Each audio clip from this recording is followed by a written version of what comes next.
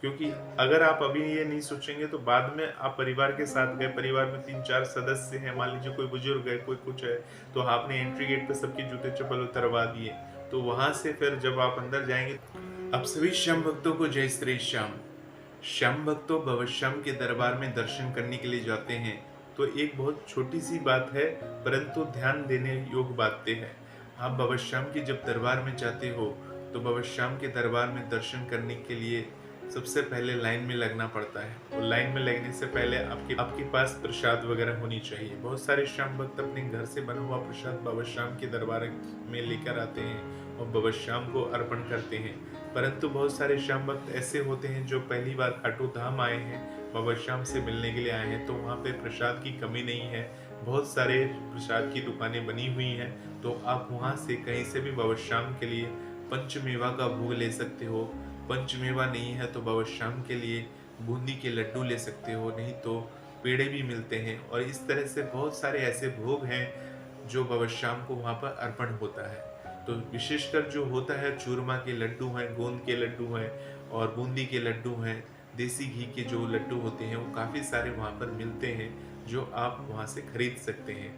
तो आपको मैं बता दूं कि भवश्याम के जब आप दर्शन करने के लिए जाते हो, तो वहाँ पर आपके बजट के हिसाब से आपको प्रसाद लेना चाहिए, क्योंकि कोई भी प्रसाद जो है वो 300 से नीचे नहीं है, 300 से ऊपर ही आपको वहाँ पर मिलेगा। हालाँकि कुछ प्रसाद ऐसे हैं, जैसे कि आप 300 से ऊपर वाले प्रसाद लेते हैं तो वो किलो के हिसाब से, जैसे आप बूंदी के लड्डू हैं, बहुत सारे जगह आपको 300 रुपये किलो भी मिलेगा, 340 के हिसाब से भी आपको मिलेगा। अलग अलग रेट्स आपको वहाँ पर मिलते हैं भवश्याम के दरबार में। तो आप अपने हिसाब से प्रसाद वहाँ पर खरीद सकते हैं और भवश्याम को अर्पण कर सकते हैं। परंतु श्याम भक्त, तो अब आप ये पूछेंगे कि भवश्याम को तो प्रसाद मंदिर के अंदर अर्पण ही नहीं होता। तो आपको बता दूं, ये कुछ समय के लिए ऐसा लागू किया था। बाबा श्याम के मंदिर के अंदर में सिर्फ बाबा श्याम को आप निहार सकते हैं, दर्शन कर सकते हैं, परंतु उसके बाद से श्याम भक्त बाबा श्याम के दरबार में जाते हैं प्रसाद दूर से ही दिखाकर, और बाबा श्याम को दिखाने के बाद बाहर की तरफ आ जाते हैं। तो इस तरह से आप बाबा श्याम को प्रसाद दूर से ही दिखाकर अर्पण कर सकते हैं और बाबा श्याम उसी से आपके प्रसाद का भोग लगाते हैं। तो एक चीज का ध्यान रखिएगा, जहां से भी आप प्रसाद खरीदें, तो आप सबसे मेन क्या होता है, आप जो जूते चप्पल पहन के जाते हैं, अगर आपने एंट्री गेट पर उतारी है अपने जूते चप्पल को, तो वापस से आपको काफ़ी, जब आप एग्जिट गेट से बाहर दर्शन करके बाहर निकल के आते हैं, तो वापस से आपको पूरा राउंड लगाना होगा। काफ़ी लंबा पड़ता है जो कि राउंड।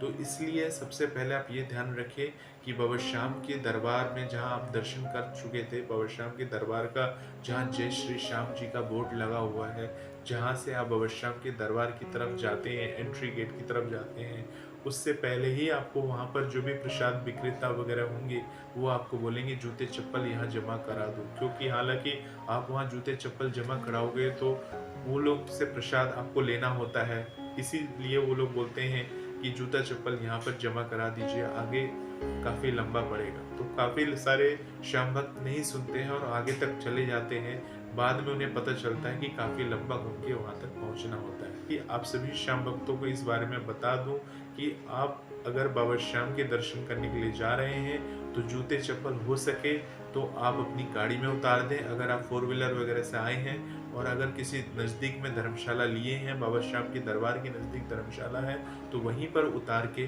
बाबा श्याम के दर्शन करने के लिए जाएं।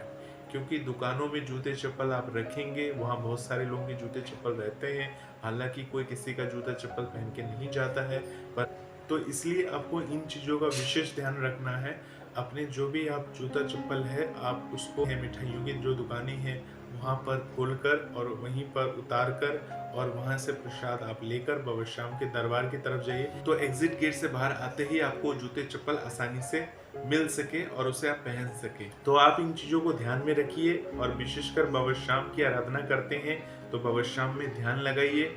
और ये छोटी सी बात है, परंतु काफ़ी बड़ी बात है जो मैंने आपको बताई है, क्योंकि अगर आप अभी ये नहीं सोचेंगे तो बाद में आप परिवार के साथ गए, परिवार में 3-4 सदस्य हैं, मान लीजिए कोई बुजुर्ग है, कोई कुछ है, तो आपने एंट्री गेट पे सबके जूते-चप्पल उतरवा दिए। तो वहाँ से फिर जब आप अंदर जाएँगे तो काफ़ी लंबा घूम के फिर आपको इकट्ठा करके लाना होगा सभी का। तो इसीलिए आप पहले ये चीज़ों को ध्यान में रखें, क्योंकि भविष्याम का जो रास्ते हैं वो काफ़ी मंदिर का विस्तार हुआ है, जिसके कारण से रास्ते नए-नए रास्ते बन गए हैं। तो उन चीज़ों का आपको विशेष ध्यान रखना है। बाहर निकलने का रास्ता अलग कर दिया गया है, तो इन बातों को ध्यान में रखते ही भविष्याम के दर्शन करने के लिए आप लोग जाया करें। तो होपफुली आपको इस वीडियो से समझ में आया होगा। भविष्याम की कृपा बनी रहेगी। कोई भी सवाल जवाब है तो कमेंट बॉक्स के ज़रिए पूछ सकते हैं। आप सभी श्याम भक्तों को जय श्री श्याम।